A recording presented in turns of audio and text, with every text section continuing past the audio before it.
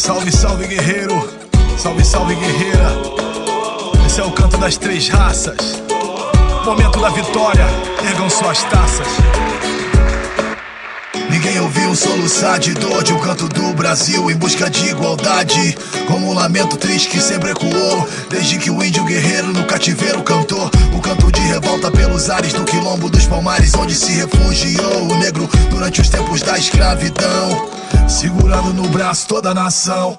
Fora a luta dos inconfidentes pela quebra das correntes, será que nada adiantou? De guerra em paz e de paz em guerra, que Deus abençoe o povo da nossa terra. E quando pode cantar, cantar de dor, ecoa a noite e dia ensurdecedor.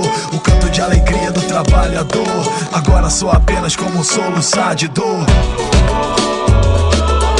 Então me diz qual é a solução.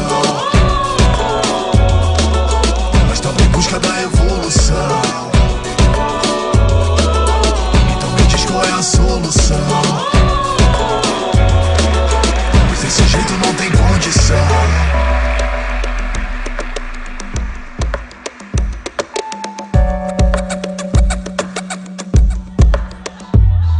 Prepare sua mente, seu ouvido pra escutar. Elimine o preconceito, seu conceito vai mudar. Escute, perceba, sujeire seu redor. Melhor crescer agora ou então será pior. J3, rap rasta, a maldade se afasta. A verdade vem à tona como vírus se alastra. Cultivo positivo, na rua o incentivo. Com a família, com os amigos, como nunca tamo vivo. O estilo é livre, é nós da sintonia. Salve, nação Zulu e sua filosofia. Salve, de norte a sul, ritmo e poesia. De Vitória, Vila Velha, Cariacica, Serra, quem diria. Sou mais um músico brasileiro, essa mistura de talento com pouco dinheiro. E se não fosse o hip hop eu nem seria o que eu sou. Ainda tem gente que rotula e quer julgar pela cor.